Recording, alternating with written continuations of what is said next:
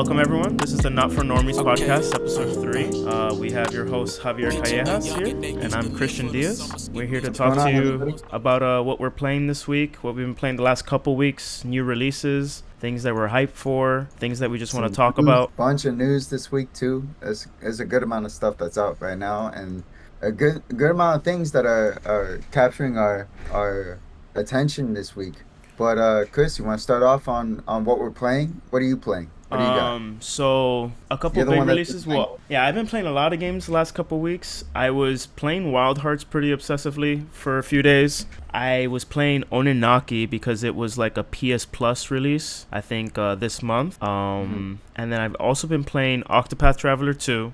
That came out this week as well, or last week. Didn't have much time with that. And as far as classics goes, on the PS Classics for March, we got like Wild Arms 2. I don't know if you've ever heard of Wild Arms. And then, and then Legend of Dragoon. So Legend of Dragoon and Wild Arms are both RPGs that were on PlayStation 1. I think actually Wild Arms was on Super Nintendo, the first Wild Arms, and then like it moved to PlayStation. There's 5 or 6 of them, Wild Arm games. This is the second one. They're pretty nice. I mean, it's just classic turn-based RPG, but I mean, it looks like a turn-based RPG. It looks like a classic PlayStation RPG. Yeah. It's just they're just kind of like a little. They have like neat little themes. Like a lot of them use guns and swords, so like it's not just like classic fantasy. Like there'll be like guns, bazookas, pistols, like stuff like that. But it is turn-based RPG. It is fun though. But Legend of Dragoon was really fun. It had a really wonky release because when Legend of Dragoon got released on PS Classics, like literally broken. The main function of the game, it's another turn-based RPG. The main function of the game is that you can transform into a dragoon, like a dragon type of figure with like dragon armor, and that's like your Super Saiyan mode in battle. Yeah. Where you have buffs. Whenever you go into that mode, there's like a cutscene, right? So if you have the cutscene on, your game crashes. Hard crash. Ooh. Yeah, like the main function of the game that allows you to transform, you can't look at the cutscene. You have to turn the cutscene. They patch it? They patched it. They patched it. They fixed it. They fixed it like 2 or 3 days ago. Like it really wasn't even that long ago they fixed it. But yeah, that kind of game unplayable though. Like I bet people that were hyped for the game when it came out, like were kind of upset. But I mean, if they fix it, they fix it. And I mean, it looks like a great RPG. Like this looks a lot more, how would I put this? Because it's also a PlayStation game. It just looks a lot better than Wild Arms for sure. Yeah. Do you mind if I put some pictures of like Legend Dragoon on the screen? Sure. Yeah. It's honestly really charming art style. Like it obviously it came out towards the end of the PS1's life cycle, Legend of Dragoon. I believe it came out in 99. So like literally PS2 was like 2000. So it was like one of the last games that came out it was one of the last games that really came out for PlayStation, like big RPG, big release, you know? Because this gives me like Final Fantasy 7 vibes, like the way that it looks. Like, the polygons, like how they look on the overworld, like just walking around and stuff like that. Like it's very polygon shape heavy, but it's also just very charming to like classic RPGs. Like the story is really nice. The music is badass, honestly. Like really badass. I was about to ask you how the story was, and like if it's something that holds up today. What do you think? Does it hold up? Dude, the story is nice. Like, I mean, I was playing it and I was honestly surprised that there was already like, I was only like 3 or 4 hours in and there was already like a good character moment between like 2 of the guy characters, like just like being buddy. They like, cause like he just joined your party, like you're on this mission, you do like this story mission, and then you guys have this like quick side to side where it's like this character building relationship with you and him just talking. And then like he kind of just says like, oh, I know I just joined you, but like I got your back. And then they literally were like arms and brothers, like brothers in arms. Like, and I'm like, wow, this is like, I didn't remember that like games that could look this bad, like from PlayStation 1 days, like had this much like emotion behind them and like had this much feeling. Because then again, well, I mean, they had to like wrap you in somehow. Like it has to be like, you have to be emotionally connected to these players or to these characters in order to at least feel something, like to get yourself invested, or else you're just not gonna play it. Like it's good that they did that early, because if you're not gonna be invested during the game, like people will fall off because I Yeah. mean, especially with these big RPGs, like you have like you're gonna sink in Mhm. a good like 80 to 100 hours at least probably main game at least 50, 40 or 50 hours. So like if you're Mhm. doing all the side quests, like that game is No. super long. No, Uh, it's a long game. It's definitely a very like hidden gem. Like hidden gem. Like not a lot of people played it because it did come out the end of the PS1's life cycle. But like it's a really great RPG. And like whenever, because I've heard of it for years, but I've never played it. But I've heard of it from years from RPG fans that Legend of Dragoon's badass. And then like on YouTube comments, I've been seeing like, yo, this is like a hidden gem. Like I highly recommend it. The combat as well, super unique. Like it's like almost like rhythm based. It's like almost like a rhythm based type of action. It's turn based, right? But when you do your attack uh-huh. goes into like a combo string, right? And that combo string is a string of button presses that you have to Ooh, time. So if you don't uh, time the button presses right, you don't finish your combo. You don't get the maximum damage. some damage. Yeah, so it's really, That's really like it's very intuitive and like uh-huh. it gets you like you're not just pressing X, you know? Like in most Yeah, turn-based games, like you're just getting into a random encounter, you just mash X the attack button to finish the fucking battle, get the XP and move on. But in this one yeah. you really got to pay attention to your X presses, like how you're timing out your attacks and stuff like that. Yeah, I mean I can talk more So about it, you're but Yeah, I'm about to say that makes you a lot more engaged. Like, at yeah. least it's a lot more engaging. Makes you want to like get into like battles a lot more because it's not as Yeah. stream based. Like, if you know if you're not into like traditional turn-based combat, I do recommend it because even though it is turn-based, it is mm, unique in its own way, and it does kind of like and it def it feels dated, but then again it kind of does feel like almost like new as well in the type yeah, of experience it brings. But nice. let me see. So Wild Hearts, Legend of Dragoon, Wild Arms I was playing. Octopath Traveler 2, I'm 3 character stories in. Like I didn't play the first one, so I don't know how the first one worked, but how the second one works is like you start off with one character and then as you travel you meet the other characters and you start their chapter 1 and you got to play Yes, their chapter 1 to then like catch up to where you were with that first character. yes. So like that's how So it, so I've have 3 party members now. So I've played like the mhm, first chapter of 3 characters and mhm. like I'm on the second chapter of Oswald, the main character that I picked. I was just about to ask you. It's like you can choose, just like in the first one. I played a good bit of the first one. You get to choose any of the paths, right? Like at like first they're like, oh, you can pick any of the like your main character. Like you can pick any of the. Yeah, you can pick any of the 8 to focus on as your main. Okay, You yeah, know. yeah, yeah. I bet it's a lot of fun. Just like the mechanics for Hmm. Octopath Traveler were a lot of fun in terms of like combat. I love the combat. When you go into combat, it's like a whole thing. Like it's just Yeah. like the sprite I for it really and love the so visual effects. the Like visual, the dude. visual It's effects when so like when they do damage or hit something or like a spell, like all those particles, the particle effects are really really nice. oh Yeah, when you like it's stylish for sure. when you finish off like a monster and they just like dissolve into dust. Yeah, That they look like that explode and looks so yeah, like yeah, so cool, dude. It's no, so cool. it's nice. And I love I've always loved the voice acting for these characters. Oh For yeah, all dude, is I'm playing it. so. This is the first RPG in a long time that I play in English. That I Oh, leave. you have the option to play to do it. It's I assume that you could do it in Japanese. Yeah, I honestly I play if I have an option, I'm always picking Japanese just because I'm such a weeaboo fanboy that I like, dude, like I just need the Japanese voice. Like I just like it more. In my opinion, like just Japanese voice actors, they go harder. Like I Yeah, feel like they put just more emotion, more emphasis on what they're saying. Like I'm a weeaboo man.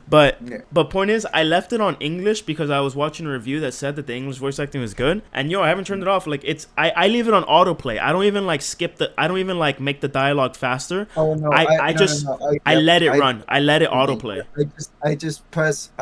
I just press auto and I just let it go like the Yeah. way that it was intended to be because it just sounds so It's good. Like really you are so nice, man. engaged in the story. The story is so good, And bro. you know what it does that, like, I don't know if it does it intentionally. It must do it intentionally because, I mean, it's a great video game. So they probably do it intentionally, but the ups and downs in the music go with the scenes so well. Like, Mm-hmm. the music will go with the story and what's happening so well. Like, climax is hit and the music's rising. Like, a somber moment immediately comes and it's like the music drops. And it's like, it's honestly like, so, like, you feel there's so much ambiance in that game. Like, it's really, like, again, charming. You just really feel like part of the world. The pixel art really gets you in it. Like, I know a lot of people don't like those, like, pixel art type of games, but, like, for me, like, it's This gun, nostalgia. It's nostalgia and it's beautiful. Like, to me, it's oh so yeah, pretty. but it's nostalgia, but like at such a higher caliber. You know what else? What other game does that very well? As far as like music and like kind of placing all the musical, like the music moments with like the dialogue that's going on screen is Triangle Strategy. Triangle Strategy does that too, Yeah, yeah, yeah. and They do it really well. like they do it very well. They make sure they kind of like rope you into the scene and kind of like it's like watching a movie. Like granted, it's also like, like pixel like all the pixel art like, it's not like a full-fledged like you're going into like a cutscene or like you're watching like The Witcher and you're going into a full-blown like movie scene. It's like you really have to I don't know what it is about these games where like when you're watching the cutscenes, it's like you're putting yourself in their shoes and you're like watching it from their perspective, and it's like you're really like it because there's not a lot of visually going on. Like it makes you like your That's true. imagination go, yeah, a That's lot true. higher. You know, I was watching, like, someone talk about how, like they don't like to play like these pixelated games because, like, it's just they feel like they're not getting like much emotion from them. But Mhm. I feel like it's almost opposite. Like, I almost feel opposite. Like, the smallest little minute pixel details they do, where like a character will be like smoking a cigarette and he literally takes a cigarette out and you see it in the pixels. You see him take a cigarette and light it mid cutscene. I'm like, dude, like, when was the last time you played a fucking 8 16-bit game and you saw a character like take out a cigarette and light it in the middle of Or talking? like You know what I or mean? like Or like, yeah. it's just Or like like when small they little when details. like when somebody's like super disappointed. Like I saw this in Triangle Strategy when someone's like disappointed in you and you see the character just Yeah, yeah, they do like a little I'm head like, nod. Yeah, oh yeah. man, it's like you feel it. It's so weird because like it's 8 16-bit like and it's such a small thing, but like even the smallest movements, like when they move forward, when like somebody's like being argumentative or like those little moments, like it gets you so involved and enraptured, like everything else around you like disappears. Like it's Yeah, super cool how that stuff works. I Like they're do. so good at this. Like Square Enix is so good at doing storytelling. It's crazy how good they do it. Like Yeah. I love Octopath Traveler. I knew Octopath Traveler 2 was going to be a good game. It's just like when you play Octopath Traveler itself, like the first one, like you only need to do like it only needs to be as good as the first one. Sequels are really hard because they need to be as good or better than their previous, which is why like Horizon Forbidden West had like so much to live up to, like in terms of like gameplay, story, like the world itself. Like it has to like live up to so much because it was contended for game. Did it get Game of the Year? Did it get Game of the Year What, when it for came out? Forbidden West? No, no, no, no. Zero Dawn? No. Yeah, so, I believe that was the year God of War came out. yeah, that's what it was. I I was think. like, I I think God think. of War came that year. It's Yeah. tough, man. It's like these when you have They two they games weren't like they weren't that, gonna be yeah. God of War. There was no Oh man, that year. There it's was like no contest. I was like, there's no. It's just you're going up against the goat. Like my Yeah, yeah. entire arm is dedicated to God of War. It's just not gonna happen. Let me see. All right, so That's as far as everything we've been. Oh, that I've been playing. So, like, what have yeah, you been playing now? so I've been playing Dead Space. Mm-hmm. So I've never played the original Dead Space. Neither Like have I. on, I think it was an Xbox game, Yeah, or was it I saw Let's Xbox? plays. I saw like So I Let's think plays of the game. so I didn't think like it's very atmospherical. Mm-hmm. So there's a lot of move it gets very quiet sometimes. So when you're moving around, like it feels like you're on edge. Like you are always feeling like something's going to pop out because it's like random encounters. Like something just shows up out of nowhere. Or like say for example, something's already like there are vents in the spaceship or the like the place that you're at and they'll bust through some of them, and they always like the environments don't change as you're playing the game. So those vents are still open, like as you're moving through. So Really? you're not technically safe because they'll just run through them, but you won't hear them next time around. So like when you pass through, you'll like hear like the faintest footstep. You turn around and there's a freaking thing behind you, like a alien or whatever, and you just hear, oh, and bro, there are so many moments where I'm like, bro, I'm having a heart attack. It's Like very legit. jump scare heavy, yeah. Yeah, but like it's because you don't hear. Like sometimes you will not hear it, and you'll turn, and it just shows up out of nowhere. So you're freaking out. Yeah. Now, granted, you are pretty like as I'm playing it, you feel pretty strong. Like you get new weapons as you progress. So I've gotten my first second weapon, which is like a it's like a mix between a shotgun and a machine gun. But even then, because you have to cut, okay, so in order to defeat the monsters, you have to cut their limbs off, Mm-hmm. or else they keep That that's chasing you. that's a new feature of the Bro, game, isn't it? oh my Isn't God. isn't that whole limb breaking feature like isn't that a new thing of the game? Like I I'm thought. not sure. Like Okay. I'm not sure whether or not it was back when they did it during like the original Dead Space, Uh but huh. now it's like really intense because like say for example you're shooting and like the reload mechanic, it takes a little bit of time, and even those couple of seconds of you reloading, You're like and freaking out. they're not staggered, they're hauling ass at you. Like Yeah. it's oh boy. There have been many moments where I'm like running for my life. Like it's like fuck, just I reload, son. I honestly want to play. I've been looking to play like a horror game. My problem with horror games and like thriller games like that No. is that I don't doubt that Dead Space is scary. I'm sure it's fucking horrifying. But like I feel like with horror games in general, like there's a fine line between like okay, like how powerful is your character? Right? Uh, So like Outlast to me is a super fucking scary game. Reason yeah, being is because you don't have defense options. Your yeah, defense is your camera. You know, that's what you're doing. You're basically just walking around, you're recording shit, and you're just trying not to get seen or killed. You know what I yeah, mean? And to me that's what makes it terrifying is there's no means to protect yourself. So yeah. it's like So you like really gotta be scared, you know? yeah, your sense of helplessness is like top notch because like you don't have anything that you can defend yourself with. It's Yeah. the same. Well, And that's then why I guess a lot of these games they the only way that you can feel helpless is if you have limited amount of ammo, which is mhm. what happens when you're playing like Resident Evil. Again, Resident Evil 7 was a great. Well, I didn't play Village, but Resident Evil 7 was the last one I played, and that was great because it felt like literally like every bullet counted. Like Yes.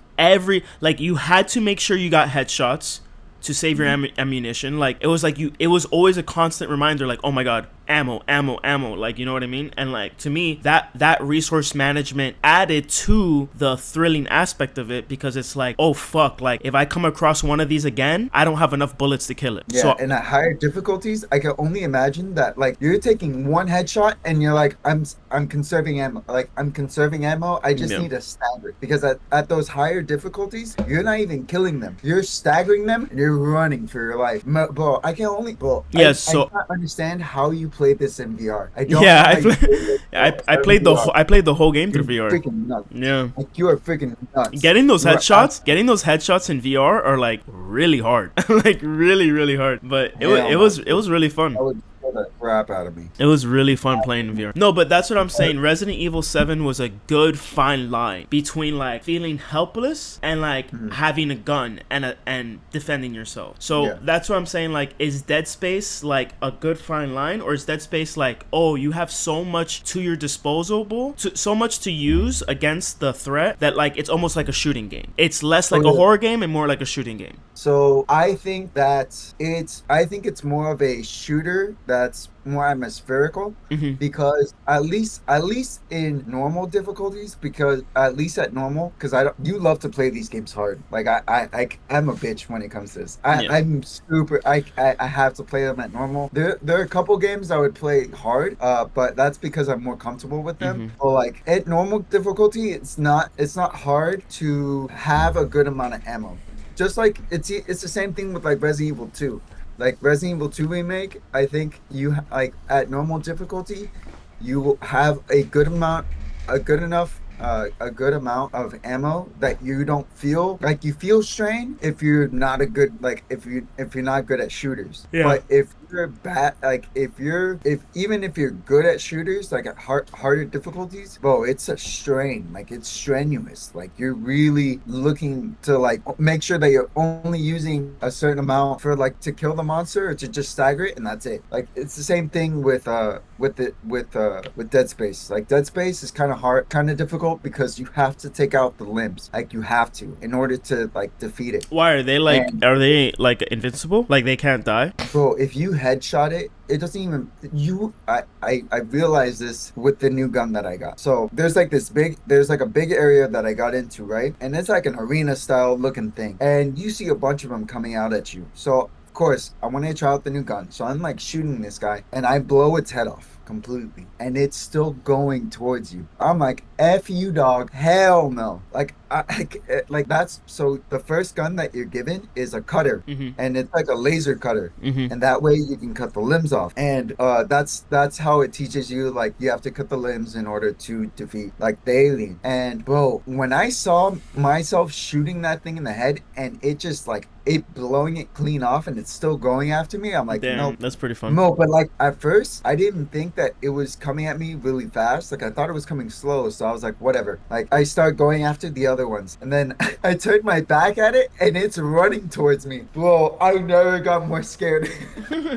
Bro, it scared the crap out of me because I thought that it was gonna like move slower, and it just hauled ass. Like it must have heard my footsteps or something, because it like listened and then just and gunned it towards me. I was like, fuck. I just started running. Yeah. That was like a moment where I almost felt like I was gonna die, like in the game. Like there's not many moments mid game where I'm like struggling. Like there's not really that many moments where I'm struggling with health or like ammo as far as like going on medium. I think maybe at harder difficulties it really pushes the limit. But I love the story. Like what really encapsulates me is obviously the scares, because the scares are there. Like that's what horror games are about. Like it makes you feel like helpless, because like everybody's dying around you. There's not many moments where like you're actually, I would say that it's not like full blown like you can go anywhere you want, because there's some places that are locked off just for like access and stuff like that. They want you, it's kind of linear but not exactly. Like you can kind of still go wherever you want to, but then again you only have so many resources. So like you can go wherever you want to, but you know there's a price to that. But it's really easy to play. Like it's really easy to pick up and play if you're like in the mood for like a jump scare, just to get your heart rate up. I'm telling you, this game is it. I do want to get it. I honestly do want to get it. I'm just gonna wait for it to go on sale, because I honestly just don't want to pay like full price for like a remake of a game. So yeah, I'm just gonna wait.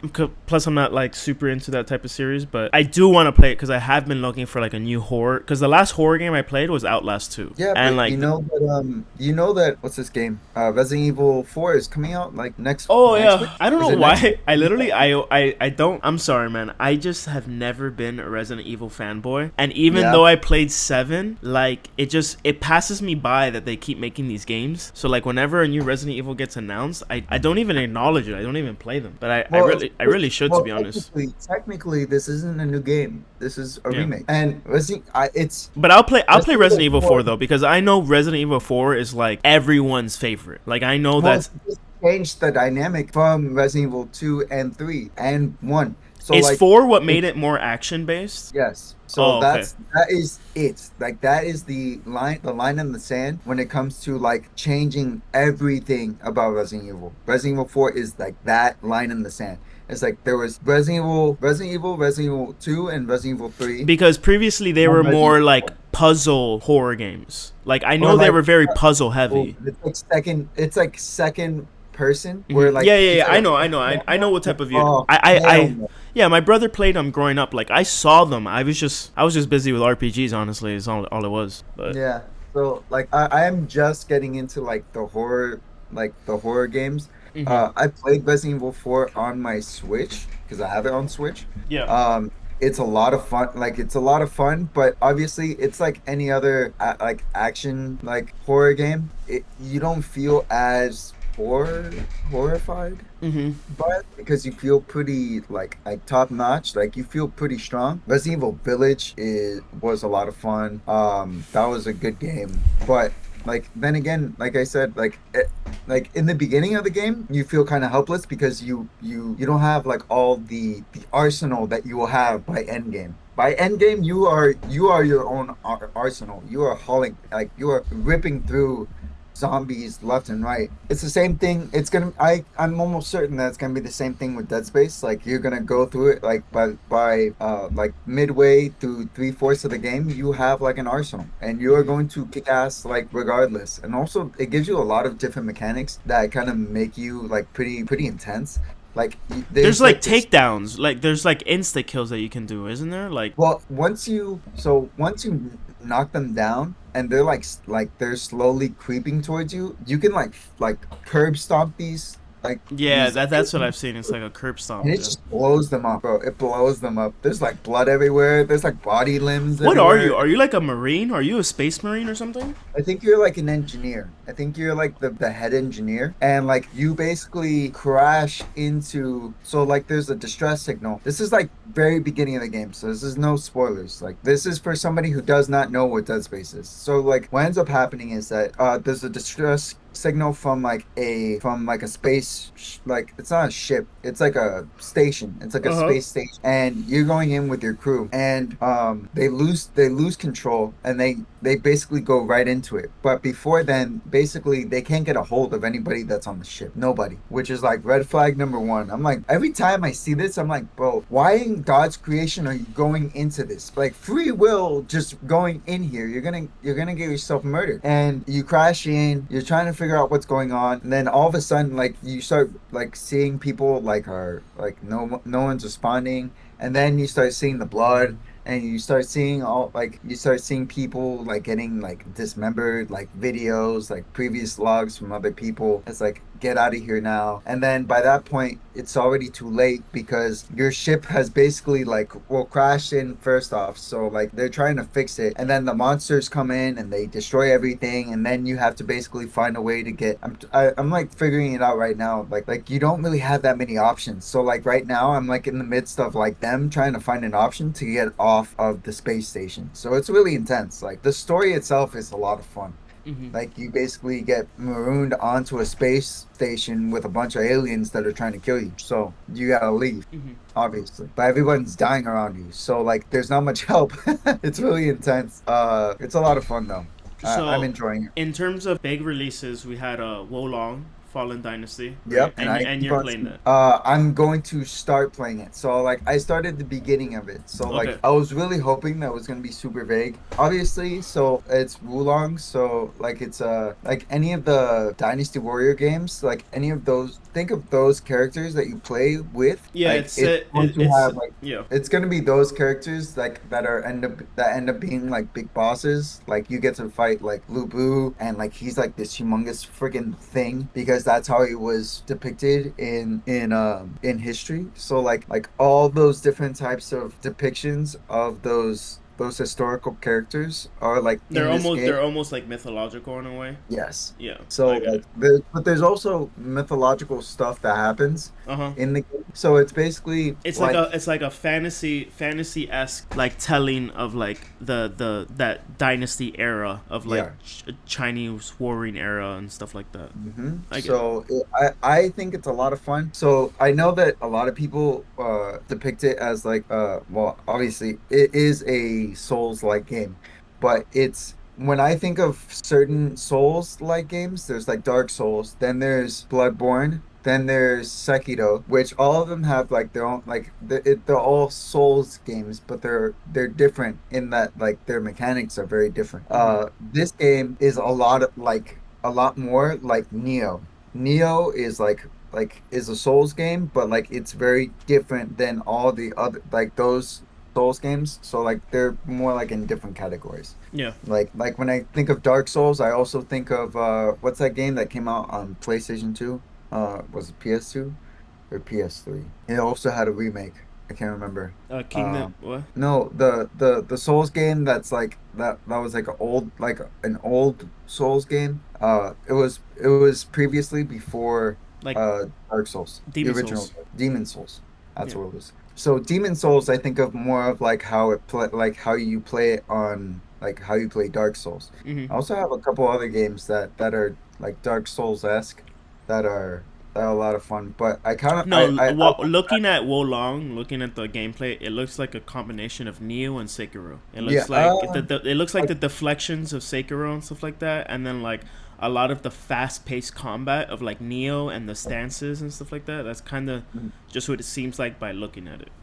yeah, I agree. It's kind of like at least movement wise, it definitely moves like Sekiro. So like I remember us talking about it the last episode where like I at least for me, um I don't really like slower movements Uh because huh. it makes you do things more mechanically. Like you really have to think before you engage.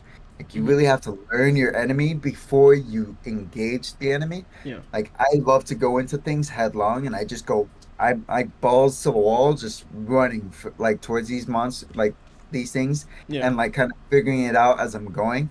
But I like faster movement, which is Hmm. why Sekiro for me was like that was it. Like that was the game that really got me into playing Souls games. I understand. Yeah. What? Because like I didn't play. I remember when Sekiro came out. I think I had told you already that I had never played a Dark Souls game, and like this was the game that I was like, you know what, I'm gonna jump into Dark Souls. Like I want to jump into Bloodborne. I want to play these games because like if Sekiro, if like this whole gameplay loop is like any of those games, I want in because like it's like I'm invested. Like you die and like you know that it's yourself, and I want to keep going Yeah. back into it. But yeah, Wulong looks like a lot of fun. Like it seems really like Its combat looks interesting too. I was saying that you have like this meter at the bottom, right? And it seems like some actions fill the meter to the right side, and then some other actions fill the meter on the left side. Like something uh like dodging and attacking fills the meter on the right, and then magic fills the meter on the left. And you have to find this balance between like not going too much to one side. oh, Yeah. that's interesting. Oh, you don't I know? mean, Oh, you're still in the beginning. You're, yeah, like I just like I okay, okay, loaded okay. it. So what I've already done is like I've loaded it, like I've gone through like the first beginning Yeah, yeah. cutscenes. I've fought like a couple of basic Mm-hmm. enemies just so you can learn how to play it. But like really I've sunk in most of my time into Dead Space because like Yeah, yeah. it's completely captured my attention. But Yeah, so uh you can tell me more about it next week, like once you play more yeah. about it. But from what I saw, it seems like they did this in a way so that you're not like just like spamming magic or spamming one type of play style. So like how it works is like you can do like a couple spells and that fills the bar to the left side, but then Mhm. like you can't over cap it. So like now you have to start dodging and attacking like regular basic attacks, so that Yeah. bar lowers and then starts filling the right side of the bar, and then like as you use Mhm. magic, that side lowers and fills that side. So it's like you're finding this balance. I don't know if that's exactly the actions that fill the both sides, but from what I was seeing in the gameplay, it seems like you're having this balance in the combat between like deflecting, dodging, attacking, and spells. It seems Yeah. pretty unique. It seemed pretty cool. I I know. have to tell you more about it like next week, Yeah, yeah. but yeah, that's it. As far as like games that I'm playing, like that's as far as I'm going. And then I'm playing Metroid Prime 4, Hmm. which is like if anybody's ever played a Metroid Prime game, it is a lot of Incredible. fun. Metro Like Prime is so Metroid fun. Prime Remastered is sorry, I said Metroid Prime 4. Metroid Prime Remastered is a lot of fun. We can start talking about like new news for upcoming games. Yeah, we can talk about, so we can talk about okay, so So wait, we well, let's start. you broke the news out to me about Budokai. Oh wait, real quick before we talk about Okay. like new stuff, I want to talk about games that we're also playing. I didn't get to mention Oninaki. Oh Oninaki yeah. Oninaki got released on the PS Plus for March as well, the premium. It's super fun. I wanted to play. I'm a huge JRPG fan. I wanted to play Oninaki when it first came out in 2019, but it was the type of Uh-huh. game that, like, I was looking at reviews of it back when it came out, and like people were giving it mixed reviews. So I was like, you know what? I'll just wait until it's like half off one day, and I'll get it or something like that. I never got it, and now it's free on PS Plus.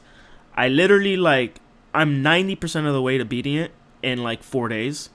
It was super, super good. I liked the combat a lot. The story is kind of generic JRPG nonsense, to be honest. Yeah.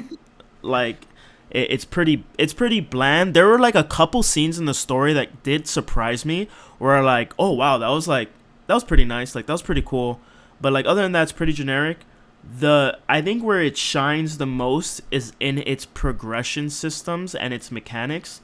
Like Ononaki does this thing where like it's kind of like a job system in which you like gather new weapons through like the memories of like lost souls who didn't get to go to heaven. So like you use like these lost souls as like weapons of yours. And so like each lost soul will be a different weapon, either a scythe, a sword, a gun, fists, like an axe, something like that. And then there's 10 of them, and each weapon has its own dedicated skill tree.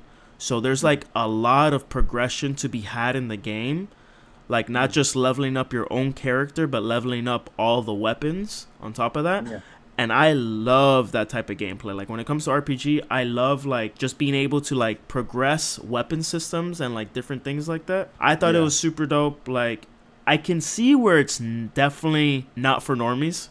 Like I can definitely see where it's like not for like normal RPG fans, because it did get grindy at some points.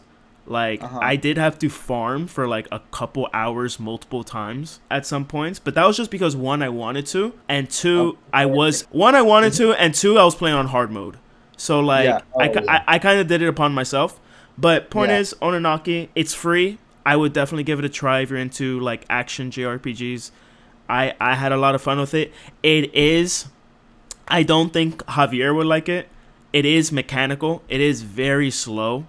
Like there's only like I'd say 2 or 3 weapons that play fast, and even fast for them is like still pretty mechanical. But again, I think it shines in its like skill tree system, its progressions, its mechanics. I had fun with it. But this is on PSN for free, right? PSN for free, yeah, it's free. PlayStation. Is it well, PS5? as part of I don't know. PS5 or PS4 game? It's I think it has both editions, PS4, PS5. But it's on Switch too as well. Yeah. I love the art style. Like it looks like a lot of fun. It's very pretty. It's a very pretty game. I'm such a snob when it comes to pretty games. Like I'm such a freaking weebo when it comes to that shit. But it looks like you know what? I'd give it a shot. I'd at least give it a shot. At least entertain it. But I for sure I go for more faster paced games. But I'd be down for this. Like, but yeah, in terms of news, we have Budokai Tenkaichi. Yep. I guess Budokai Tenkaichi 4, or I guess you would call it. I'll just play like the trailer in the background right here. But yeah, man, I mean, did you play like all the Budokai Tenkaichi growing up? Like, was it big? I did not. I'm Wow. actually I'm more curious to know about like your thoughts on it. That's No, why I man, was big deal. big deal.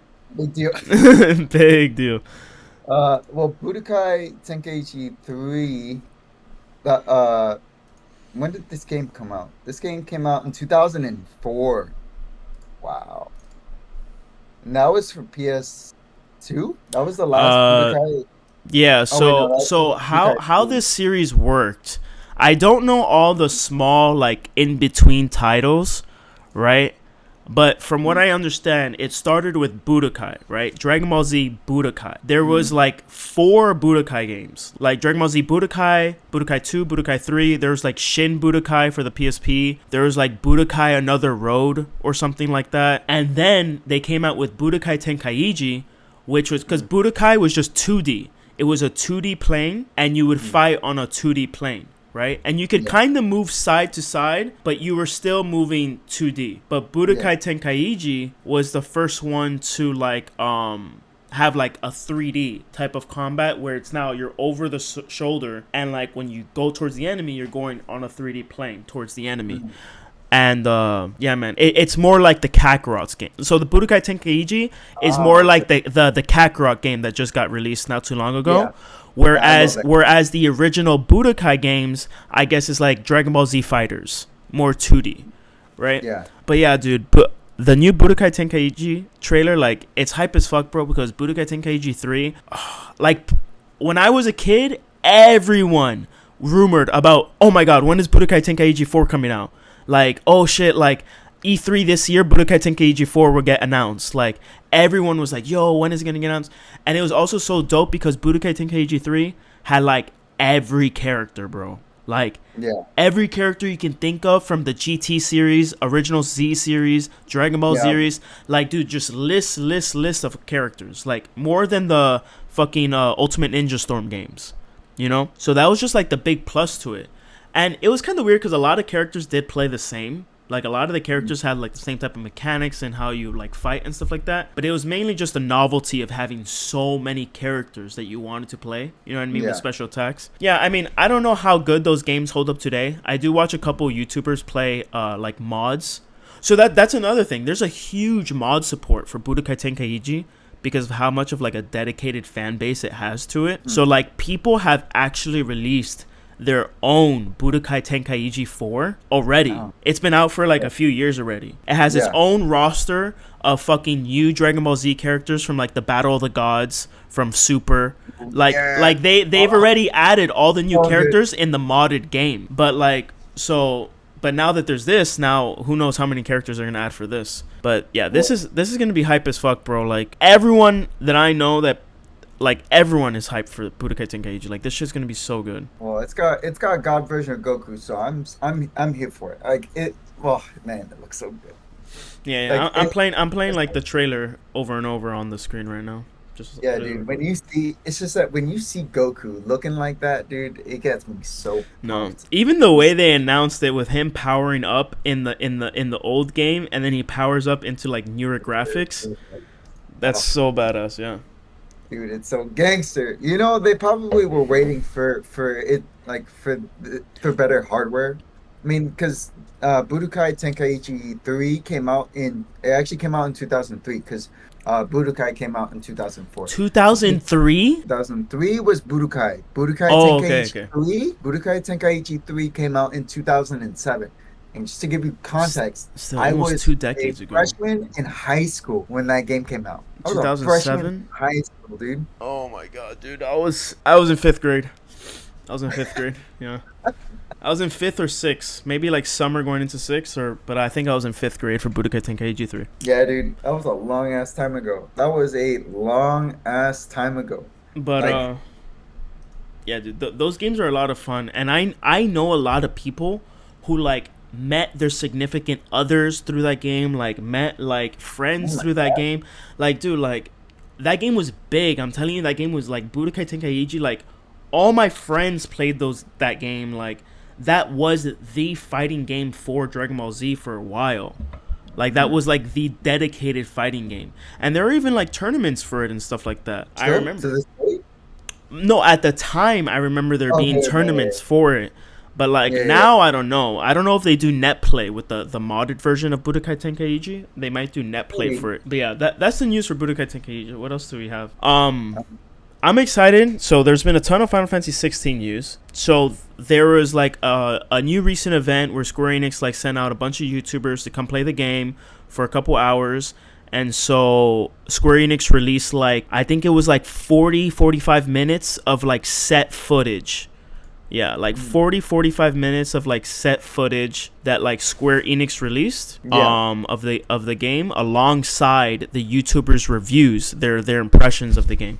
I have some gameplay from the newest stuff come like right now on the screen. I'm actually watching some of the fighting cutscene, like not the cutscenes, like the actual like fighting, just the particles on screen. Yeah, so. And, like, wind effects, oh my god. So from what they showed in this newest batch of like gameplay is from what I believe they showed like a dungeon. They showed like an area that the character's in, that's like a dungeon area where it has like a few mobs throughout the dungeon, like different enemies to fight. It seems to have like a mini boss at some point, and then it has like the big boss, which is the summon fight, the Eidolon fight. Which that's like you become Ifrit and you're fighting Garuda, which is like the wind summon, and that seems to be like the end of the boss fight. So it's like, so there's 3 stages to the gameplay. There's the gameplay of him walking through the dungeon and like fighting these monsters, which I'm showing like on screen now, and then there's the gameplay of him fighting Garuda before she transforms, so it's like her humanoid form. I'm about to say the humanoid form. Yeah, and it looks super awesome, dude. Like the combat looks so good, and that's because the lead combat designer for this game is Devil May Cry. Is the Devil May Cry creator? The Devil May Cry creator came to Square Enix to fucking make this as the fucking combat director. So this is the most action-based Final Fantasy that we're gonna get up until this point. They have already said that this is going to be a much more obviously linear title. It's not going to be very open world. I don't care if it plays like this. I don't give a crap. It doesn't even matter.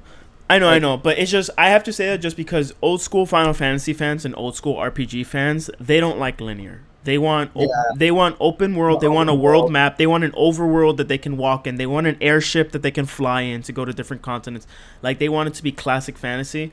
But that's just not the case anymore, honestly. And Square Enix, like, they have to make action-based games now because turn-based isn't going to be alive forever. I mean, it's alive. It's alive in subsets. Because look, Octopath Traveler does so well, but it does so well because of how, like, it plays into the fact that it's an old school game. You get me? Yeah. Like, if Final Fantasy were to make a new game turn-based, it would be bad because it's not meant to be old. Like, the purpose of it was not to be meant to be nostalgic. It's meant to be a new game, and it needs to have, like, new exciting combat. Octopath Traveler is meant to sell to old school JRPG fans. It's made to be like a nostalgia trip, you know? But point is, I'm excited for the new combat. It looks dope as hell. The combos look crazy. I know a lot of people have concerns with the actual Eidolon fight because the Eidolon fight, which is like the summons versus each other, like Ifrit versus Garuda, people have problems with it just because it looks so sluggish. And it doesn't look like there's a lot you can do. So, like, I have it on screen right now. Sorry, I'm not sharing screen with you, but I have it on screen right now. And, like, on the right side, you see, like, 4 things. You see attack, fireball, lunge, and evade that you can do as Ifrit. And if you watch, like, the gameplay, it all pretty much looks like you press a button and it kind of just does the attack. And it's really kind of just like a movie scene that you're playing out. And the creators have already... I forget his name, Yoshitaka something, whatever. He's already come out and said, like, this is the first, all these Eidolon fights are handmade. Like, they're specifically made to act and look a certain way. So this fight in particular is meant to play out like a wrestling, like WWE slugfest. Like, that's why it's so slow. It's meant to be like a really big slugfest, and there's moments where Ifrit grabs Garuda and literally does like takedown moves, like stuff like that. So it's meant to be that type of playstyle for this specific fight. And he's already said that for future fights they play out differently. And like the feel of them and how and what you can do. But I'm not gonna lie, I kind of agree with people's sentiments about it. Looking at that boss fight, it kind of does. I can understand it. It does look very simple. Like, you just dodge the attacks Garuda's sending at you, and you kind of just like do these like simple big hits on Garuda. But who knows how that's gonna change? You know. Either way, it looks badass. Like, it looks incredible. Yeah, either way, it looks incredible. I'm sure on a big screen in front of us, it's gonna, like, we're not gonna complain because it looks incredible and it feels awesome, you know, like doing these big hits and stuff like that. And aside from that, the regular combat is where this footage is shining, in my opinion. The regular combat looks so badass. Like, it looks like there's these like passive skill effects happening on the side, like combination stomp, aerial burst, ability change, gouge. Like, I don't know what those are. They're like, I don't know if they're like status effects that you're putting on the enemy, or they're like passive effects that are proccing from attacking. I think it might be both. It might be both. Yeah, it looks like both, right? Because we don't know how leveled up the character is. Yeah. When they're fighting. We're just watching the gameplay itself, like how fluid it can get to at a certain point in the game. Like, it looks like man, it looks fast. Like, it looks fast. Everything looks super responsive. Man, you are like making fast decisions, like on like go go go. I loved the Devil May Cry series, and I love like this gives me like Bayonetta vibes super hard. Like it Hmm. just everything moves so Yeah, quickly and it's everything. just very fluid, very in and out of combat, Yeah. continuous combos. You stagger the enemy. Yeah, it looks like you stagger the enemy and then you get a big combo window to just do like all your attacks. And there's even like quick time. There's even like quick time little Yeah, I was buttons about for to say your. this the quick time moments. Like Yeah, I was yeah. watching one play for it. I was like, yeah, there's still quick time for it. Yeah. Um, No, it looks incredibly fun, honestly. I really hope because Final Fantasy, that's like the story is where like so much of the game shines. Mhm. I really hope that the story doesn't take a back seat. Like I really hope that the story is engaging and it makes you really want to like it keeps you like motivated to keep playing the game. With these games, like they're fun like Final Fantasy VII Remake was such a great like it's so nice to play the game like Final Fantasy VII from from this perspective, from like the like from with all new character sprite, like not sprites, but like what I'm saying, like new character models, like everything looks so brand new.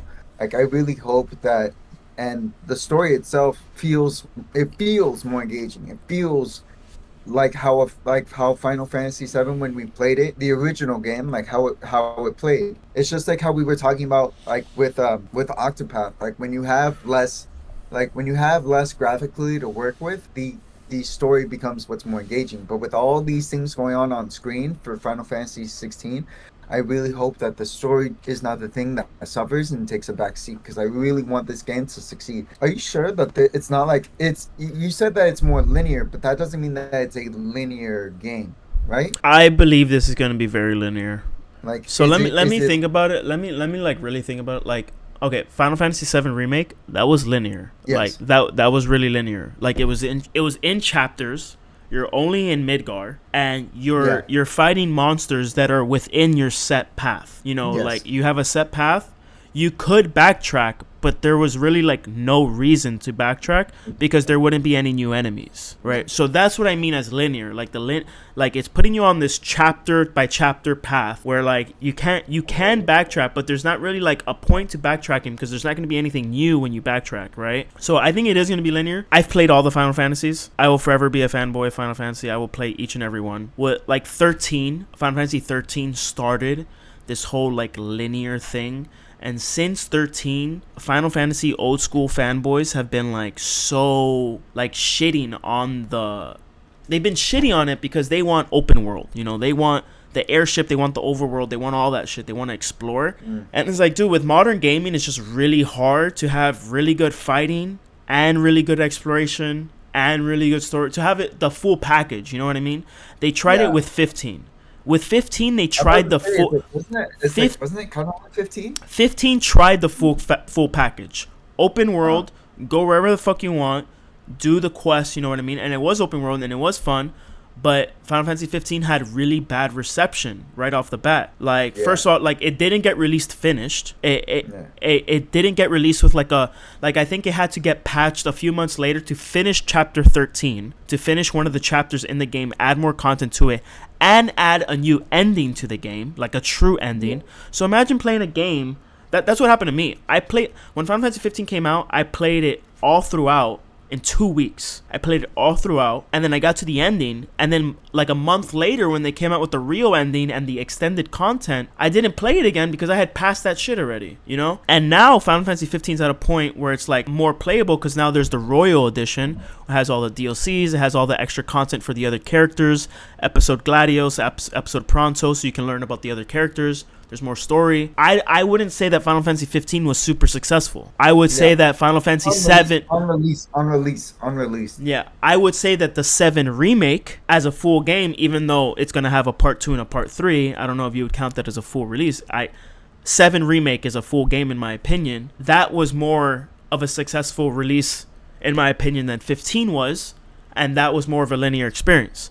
So I Yeah. don't have a problem with linear experiences in RPGs. Like, Uh-huh. yeah, it's fun to have open world and stuff like that and exploration, But like Yeah. if they're able to like, because in 7 there's ways to have exploration and stuff like that, but like they have the whole the arenas where you do these extra matches and stuff. But I don't know. 16 is 16 is definitely going to be linear. I can already tell by like what the developers have said and looking at the trailers and the story and stuff like that. It's definitely going to be linear. I don't know what exploration is going to be involved, but it's definitely going to be story based. I don't know if we'll be able to like replay missions or something like that. That'd be nice, but who knows? Well, I was like, listen, well, in all honesty, we still have till June 22nd for all this stuff to change.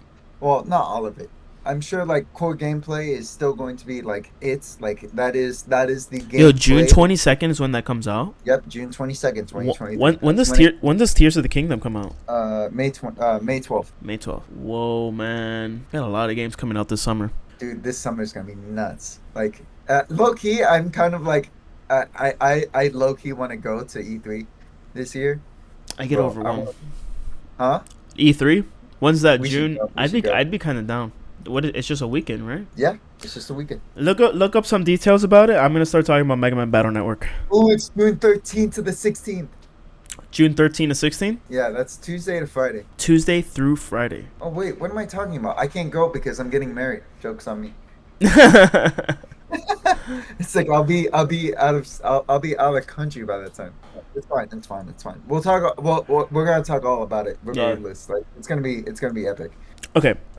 So the Mega Man Battle Network collection. Yes. So we've been getting new news about that this week as well. A lot of new news that I was looking forward to. So Javi hasn't played the Mega Man Battle Network games. Are you a fan of Mega Man in general? Like, have you played Mega Man games? I am. I'm a big fan of Mega Man. So you've played like the OG ones or the X series? So I played the OG and the X series. I played OG on OG hardware. Mm-hmm. Like Mega Man on, what was it? Game Boy. I think my cousin had it, and it's like, and I played them now. Like I played them how they play now, like on Switch, and they're a lot of fun. They're a lot of fun. But like my biggest fan, like I'm a bigger fan of the Mega Man X games. Mm-hmm. Like those games are like, when I played Mega Man X for the first time, I was like, oh, this is it. Yeah. No, Mega Man X is badass. So Mega Man Battle Network, it's their side series that they came out, but I don't even consider it a side series. I consider it like I consider it as mainline of a series as their X series and their OG series. So I see like their Mega Man series, their Mega Man X series, and their Mega Man Battle Network series, because there's so many Battle Network games, and there's even side games to the Battle Network games. But point is, the Battle Network series was like a series to add like RPG-esque elements to Mega Man, and also add like a card collecting aspect to it. And so when they got released for Game Boy, they were super fun to play, super nostalgic. I mean, a lot of my friends played them growing up. There were a lot of like, it was such a gimmicky series because like there were new ways to get the cards, right? So there were ways to get like new cards in the game itself, had like ways to get the cards, right? They were like just battling random drops, but then you could like get the little chips. You could get the chips in like a fucking McDonald's Happy Meal or something, or like you get the chips at fucking Walmart when you bought a Mega Man toy. You would get a chip. You would get a chip. They had a bunch of these collaboration events to get different chips, right? And then not only that, in Japan had all these other extra chips that they released as like, Javi, let me tell you, it was a total of 499 special chips that they released. They said that all of them are gonna come in. All of them are gonna be in the collection as through Mega Man Battle Networks 4, 5, and 6 are gonna have what they call the patch chips. And so all those chips, I have it on screen right now. All those chips are chips from events, from collaboration events with other games, from like, dude, so many different things. Dude, those chips are what make the game, because for me to be able to play with those chips, I had to download like the game through emulator and play the game through a Japanese emulator with mods. You know what I mean? So it was like super complicated. On top of that, back in the day, you can play Mega Man Battle Network with your friends. You could battle other people's Mega Mans, basically like their Navis, with your own chips. You could also trade chips, like trading Pokemon. But to do all that, you need the Game Boy Advance link cable and stuff like that. It was super complicated. But now there's gonna be like an online ranked mode. There's gonna be ranked tiers: C, D, C, B, A, S, S plus. And then, like, once you're past S plus, it's like Omega. You're like an Omega tier. All those patch chips are gonna be available in multiplayer as well, which that's a big deal because, okay, so let me explain this to you. Mega Man Battle Network right now has a really big fan base, really dedicated fan base that still plays. That plays still. They play net play, dude. It's so complicated because you really have to download. You have to download a Japanese version of Mega Man Battle Network. You have to install all these extra things to it. You have to get net play. And then on top of that, bro, you have to like connect with someone from around the world. One random people that still play this game. You know what I mean? And you have to hope they have a good internet connection. And now they're making it that everyone can have a chance to play online, which I never got a chance to play online for. I never played against someone on Mega Man Battle Network. Because it's a full game. It's a full game by itself. I'm about to say, it's like this game is marketed at a full game MSRP at 60. That's like that MSRP is at 60. Well, though you can get. Dude, honestly, so worth it. It's a legacy collection, though, right? Yeah. So that means that there's a volume 1 and a volume 2. Mm-hmm. Those both come out at $40. But if you get the collection, it's at 60. I say for anybody just get the collection. I'm about to say just get the collection. Just get the collection. Like, just do it. We're definitely gonna play it because I know you're gonna vote me in on this. No, dude, so, I'm gonna be playing it for a while because I'm already trying to really decide which one I'm gonna play first because there's a couple I haven't played. Like I haven't played Mega Man Battle Network 2, which is considered one of like a lot of people's fan favorites. And I haven't played 5 and 6. So I've played 1, 3, and 4. How many are there? There's 6. There's 6. There's 6. Okay, so there's Mega Man Battle Network 1 and 2. 3 has 2 versions, Blue Moon and Red Sun. I think it is something like that, or I think it's just Blue and White, something like that. I don't know. And then 4 has 2. 5 has 2, Proto Man and Colonel, and then 6 has 2. Falzar and Gregar. So like it's like Pokemon where it has 2 editions. The Mega Man Battle Network editions have 2 editions as well. And it's the same thing. There's like special chips that you can only get in one edition versus the other edition. And in the later games it matters more because in 6 you can transform into this like beast thing. And so it would be which beast you transform into. And then on top of that, each one of those beasts also have specific subversions and chips that they use. So in 6 it matters the most that like which version you play. But honestly, just play whatever version you want. No man, it's a really good series. I'm so excited for this because I've already gone back and played Mega Man Battle Network 1 like literally last year. Last year I played Mega Man Battle Network 1 to completion and I had so much fun with it. Like I had so much fun with it that I was going to go back and start playing all of them. But then that's when I saw that this was announced. Yeah, so it's Mega Man Battle Network 1, then 2, then 3 is White and Blue. So Mega Man Battle Network 3, White and Blue. Then 4 is Red Sun and Blue Moon. 5 is Team Colonel and Team Proto Man. And then 6 is Psy Beast Falzar and Psy Beast Gregar. No, they're really fun games, bro. And they're really good RPGs. Like there's a lot, from what I remember, there's a lot of like parts of the game that you can upgrade. So like not only do you have your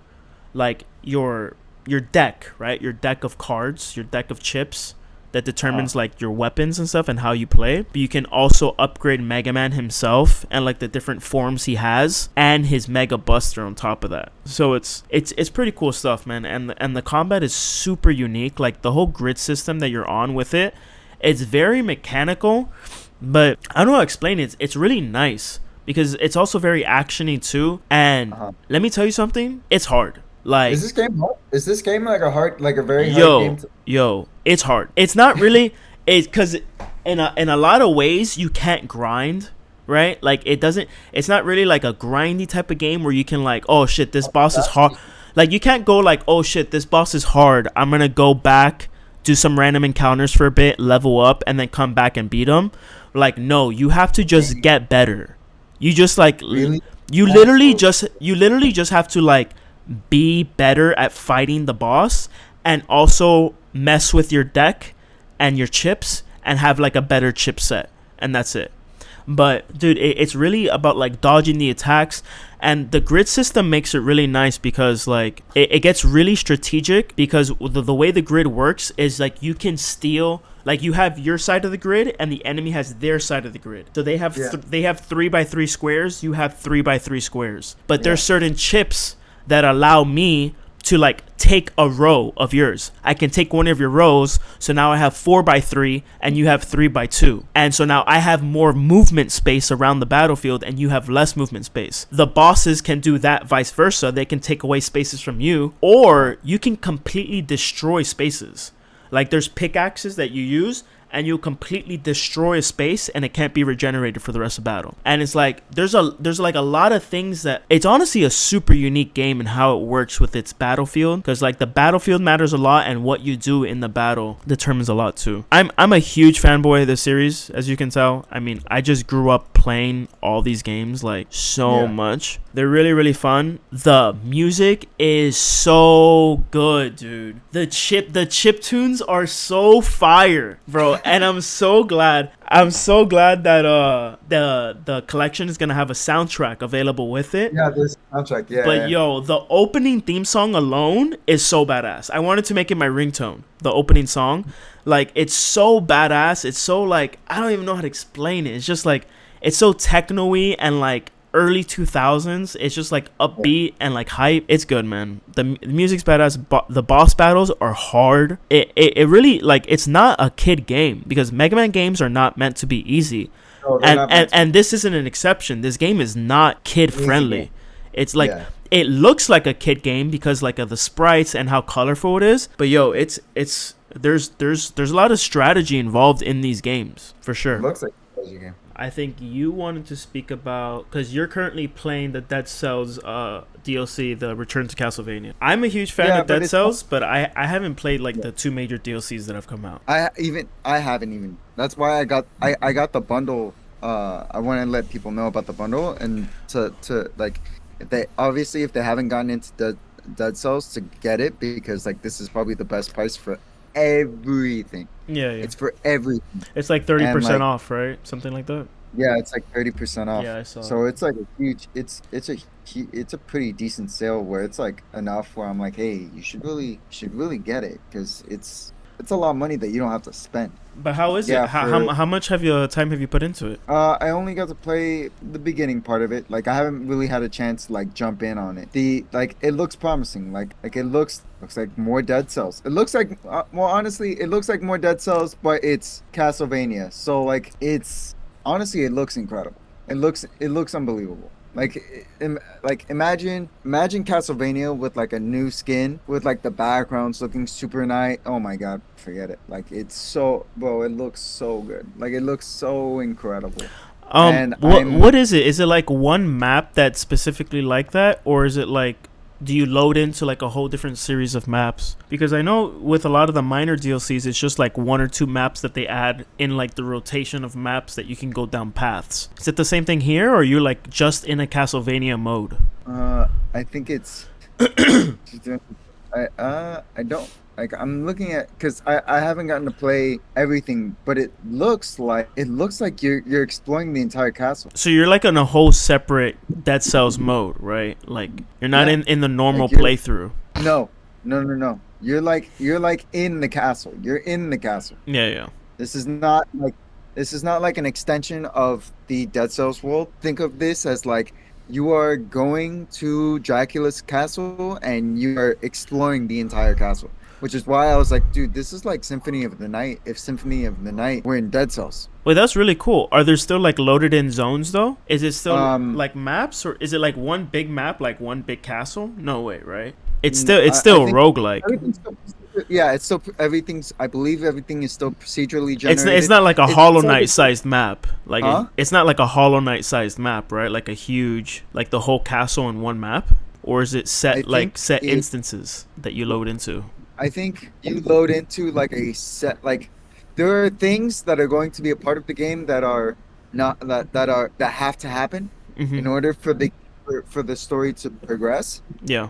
For the majority of the game, it's like all procedurally Oh, generated. that It's skin like looks as if so dope. I'm looking at like a Dracula skin with the cape. It looks so cool. yeah, dude, it's so epic. It looks so nice. Like it's super good. Like Hmm. all of the enemies are very different. Like they all attack very different. Obviously, everything's all Castlevania based. Like you get to use weapons from like all of the like from Castlevania games. Like that weird thing. I think it's Yeah, and I'm looking at the uh weapons now. They look really cool, and all the skins look really awesome. Honestly, so well yep. animated. 14 iconic weapons: the vampire killer, the throwing axe, holy water. Okay, so there's Oh for damn! I when it really comes want to to get it now because honestly, I didn't realize it was such a big DLC. yeah, dude, it's really big. Like it's a big deal. Secret rooms, flame-lit corridors, gloomy tombs. Just reading like the blurb right now, but Hmm. like it says that you can explore all of Dracula's castle. Like it's like you get to enjoy like going through like Dracula's castle, and like all the Castlevania's music is in it. Like I think it's a 51, yeah, 51 original Castlevania like tracks. So like Yeah, they this even this used dope. it. Oh, there's a fight with death. That's cool. Oh, and okay, so that's because I haven't gotten through like any of it. So like I haven't really even gotten to like dive deep into it. So it is a completely new storyline. Okay, so like basically there's Belmont and then there's Alucard, and then what ends up happening is that you are basically like transported into this world, and you have to help to defeat Dracula. So it's like it looks super cool. There's three boss fights. There's three big boss fights. And then there's 20 different outfits Dude, the that you outfits can look customize. awesome. The outfits look Yeah. really nice, and like the animation detail they put behind. Whoa! IGN gave it a masterpiece. Jeez, IGN gave it a 10 out of 10. This DLC. Really? Yeah, Ooh, man. yeah, because I was just That looking at the must mean footage. that means that it holds true to the Dead Cells like formula, Fuck, I'm but gonna it get it also now. gives tons of love. It gives tons of love to Castlevania. It must be like super deep in that Castlevania vein that it really gives homage to it. So like I'm excited for it. They do have a bundle for it. Is that I'm bundle actually still gonna check the price. still on sale? If so, I'm gonna switch right now. I'm getting it, honestly. I'm gonna actually check right now to see all the DLC. It's like everything. Um, I got you, man. Don't worry. I'm gonna check it. so just double check because it was like everything. So like, I know you already have the base game, the DLC bundle, the OG DLC bundle. That's Fatal Falls, the Bad Seed, and the Queen and the Sea are 11.99. Then Yeah, there's it's Rise of still the Return to Castlevania bundle. Yeah, it's still 26% off. Wait, yeah. so What's the price on do I that? need the Medley of Pain bundle or the other one? The Medley of Pain is all the Well, other ones too. The Bad Seed, Fatal Falls, Queen of the Sea. no, because the one with the Return to Castlevania bundle, that's everything. But I think you already have Oh, the I game, have so you don't. those. Yeah, the only ones I need Yeah. is Queen in the Sea and Return to Castlevania. So that's the second Yeah. bundle. Return to Castlevania bundle. So actually, I think you can get away with just getting. I Wait. think you only need to get the DLC for the Queen of the Sea, which is $5, and then Return to Castlevania is $10. Can you believe a $10 DLC got a masterpiece on IGN? What? Yeah, that's pretty nuts, honestly. What? That's nuts, dude. That's insane. Like that, it must be unbelievable. Like I haven't been able to really been able to sink a lot of time into it, but honestly, it's probably incredible. I don't doubt it. I really don't doubt it. So yeah, I'm excited for it. I am excited for it, and I Yeah, mean, I'm getting it right apart now. from that, yeah. I mean, I'm trying to think of any other games that I'm really that I've currently bought, but that's pretty much it as far as like games that I bought that I'm looking forward to playing. That's also for sure. So I'm going to probably be playing that tonight, playing a good bit of that. I'm still going to be sinking my time into Dead Space. I probably could. I honestly could probably finish it in like a day, if I dedicated like a whole day to it, because it's not really that long of a game. I don't think. Like Hmm. it might be a long game, but I don't think so. Baldo, the Guardian Owls, we talked about. We Like if you're Yeah, that into they had like updated it now, and now it's better than when it yeah, was upon release. yeah, no, but like it's not just like it's better. Like it's a whole lot better. Like an overhaul. Almost. It's worth it to buy it now. And I think they put it on sale because of how good it was. Really? Like On how good Switch? it is now. Yeah, yeah. Because I bought it. Yeah, it's 30% off. At first it was $25. Now it's 17.49.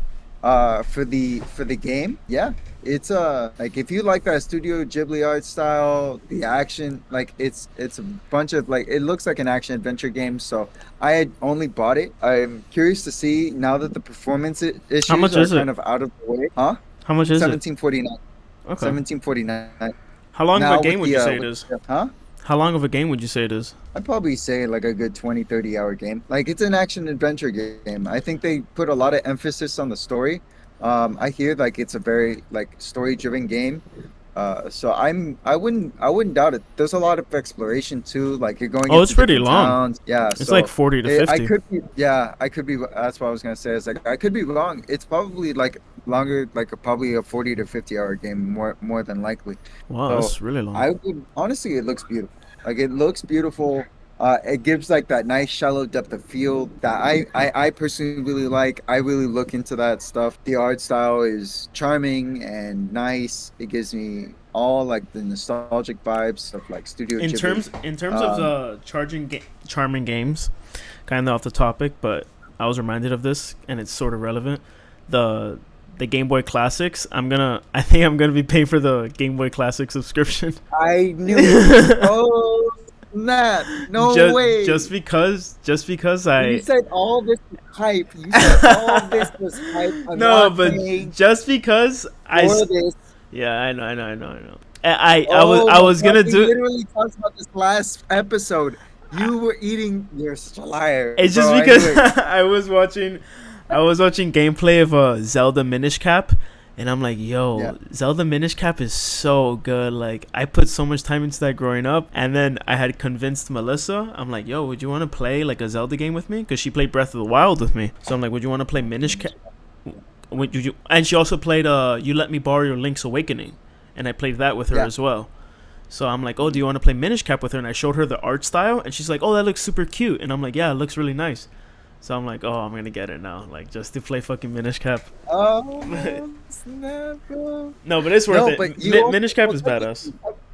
technically you already have it because I gave you my Metroid Pocket 2 Plus. I have it on there. Yeah. But just to play like But on the big screen and stuff. yeah, about to say to play on the big screen, to even just to play handheld on your like in your Switch. Yeah, I bet it's gonna feel Oh, nice.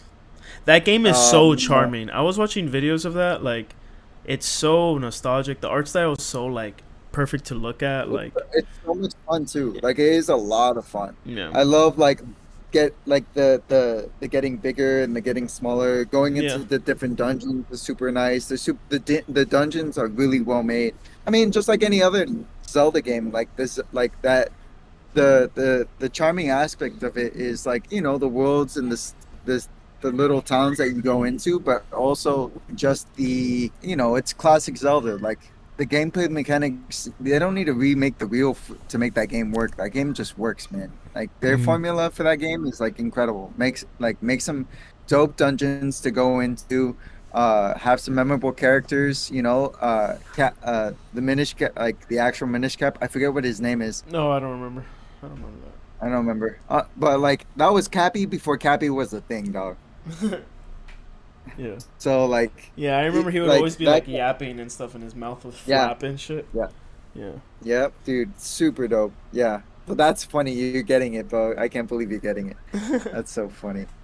But you're gonna like it. I think you're gonna like it. But that's really it. And then I got through. I think I'm on like chapter 2 or like episode like it's like part 2 of PSVR 2, Horizon Call of the Mountain. Uh huh. And Call of the Mountain is incredible. It's a lot of fun. It's really engaging. I got my brother to play it, and he's like, "Holy crap!" It really immerses you. Like Yeah. you really just like feel lost in it. So like That's it's pretty definitely one fun. of those things that I want to try it the gets next you time like I'm over, or Yeah, bro, you have to try it next time you're over here, especially with like as much space as I have at my brother's apartment. Like, there's a lot of space to like be able to like really like move and to Like play a play like field. Yeah. yeah, and like you're shooting down all these mechs. Like, it's so cool, bro. It's so nice. It's so much fun. And then yeah, that's pretty much everything I've been playing. That's pretty much everything. But Yeah. then I know you wanted to talk about a topic that Oh, apparently has you. let's leave that for next week. For next week. Okay, wait, wait, we'll talk about it next Because week. I can talk a little bit Um, about that, and I know I can go on with that. So we'll leave that topic yeah. for next week. Okay. All right. Well, you have sales for PlayStation.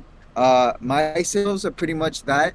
Um, Oh yeah, we've been talking about sales Dead throughout. Cells. Yeah. Yeah, so Dead Cells is on sale right now, just for everybody to know. Dead Cells is on sale. If you haven't bought the game itself, go get the game. It's currently on sale. What else? There's Oh, like a Baldo's on sale right now. Yeah, on PlayStation there's a Um, ton of there- RPGs. Like the March sale is crazy. Like a well, ton. there are also a good amount of sales on if you just go on to like the home screen of your Switch. Since it's March 10th already happened, so Mario Day just had ended like a couple days ago. There's still a lot of Mario games that are currently on sale. Mario Superstars. I actually wanted to get that game. So that actually Wait, I might which one get it is on Friday. Superstars? It's like the game. It's like what Mario Party should have been, Oh yeah, yeah, I where got it. it's I got it. Yeah. like all the No, it's good. games It's good. are like it's just all mini games. It's all mini games, and Hmm. that's honestly that's what Mario Party should have been, but like it just wasn't. This is Superstars is like the way to go. So when I saw it on sale, I was like, honestly, I might get it. I might get it. It's an option. So what's on PS Pre? What's on PlayStation? Because I know the March sale is kind of wild. Let me look at it real quick. PlayStation. Yeah. Because like I Just know. off the top of my head, I know like Final Fantasy VII Remake, Final Fantasy 15 Royal Edition. Like I saw like Persona 3 and 4 on there. I saw Tactics Ogre, Witcher 3, Monster Hunter's on sale. Yeah, Monster Hunter is 50% off as well. Dying Light 40% off. Destiny and all of its expansions. Dead by Daylight and DLCs. More RPG stuff. Cult of the Lamb, Cultist Edition 25% off. Doom. But yeah, good Oh, that's stuff. okay. Yeah. So Diablo 3. you're Yeah, it's good I stuff. kind of want. All Yeah. like the top And right titles for now. PlayStation, honestly. Okay, so I have everything from Mario Day that's up, that's currently on sale. I pretty much every like so Mario Party Superstars is on sale 33%. Donkey Kong Country Tropical Freeze. If you like Country games, like this is like it is the Donkey Kong Country game to play. That's also 33% off. Yoshi's Crafted World. I love that game. I love Yoshi games, so that's definitely a top for me when I bought it. Also 33% off. Luigi's Mansion 3 is also no, that's 32% off. Well, actually, no, the base game is 33% off, and then like with the multiplayer pack set, that's 32% off. What else is on here? Lego Star Wars, the Skywalker Saga. I actually really like Lego Star Wars games, so No, or it's just really fun. Lego Yeah. those games are a lot of fun. All of the Assassin, well, I don't, I wouldn't put my faith into getting an Assassin's Creed game on Switch, but if it's the only thing that you got, they pretty much have like all of the stuff that they have on Assassin's Creed for Switch, like all of it's on sale.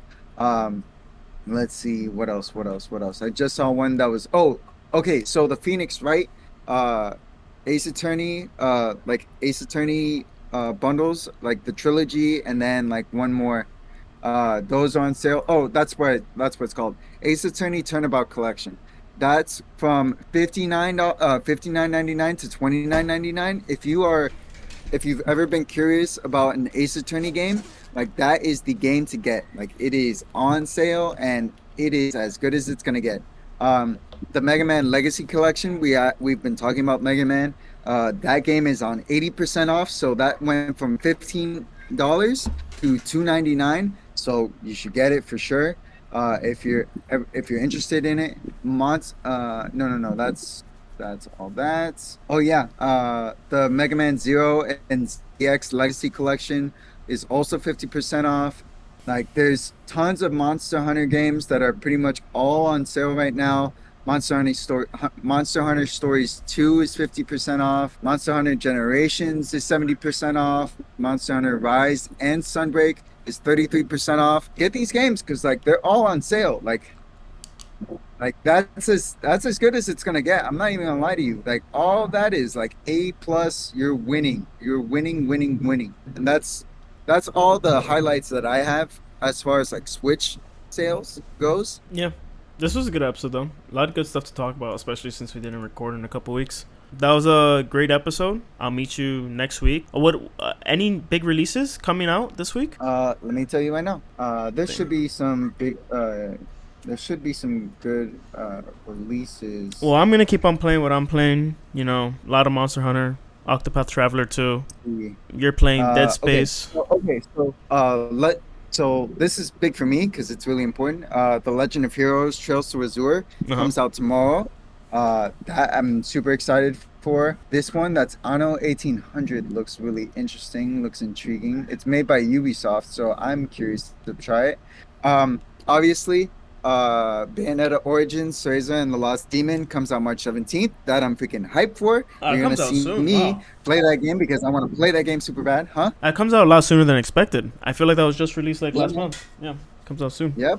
Also, since I'm in the mood for getting another VR game, the Dark Pictures Switchback VR comes out on the 16th. I'm probably gonna get that as well. This game, Vulcan Lords, the Lords of Mayhem, looks really interesting. This game came out in 2020 on PC, but now it's coming out on like this month, March 15th. So I'm freaking excited. So I'm gonna be playing that. Apart from that, there's one more that's called The Wreck. Is this? Wait, this isn't the game? No, Dredge. You're thinking of Dredge. Dredge. Yeah, okay, that okay, like okay. sailing horror game or whatever. So I'll be looking. Yeah. So I'll be looking more into all that stuff. This looks more of like it's a 3D visual novel. Okay, so yeah, we got stuff to talk about next week. You'll be playing things. I'll be playing same things. There's plenty to be looking at. But for everybody that's watching on YouTube, thank you guys so much for watching. You can obviously like the video, that'd be super helpful, but I hope you all have a wonderful rest of your week. For everybody listening on Spotify and everything else, keep it locked in. We'll be back next week, and for everything else, guys, I'll talk to you. We'll be talking to you guys soon. Thank you. This is Not For Normies. Signing out. See you Later, guys. Bye bye. I seen a child raise a village, and he didn't come from no privilege that made me conquer some limits. I've arisen from prisons, head on collision with visions I had back then. It was written. I've been walking in purpose. I've been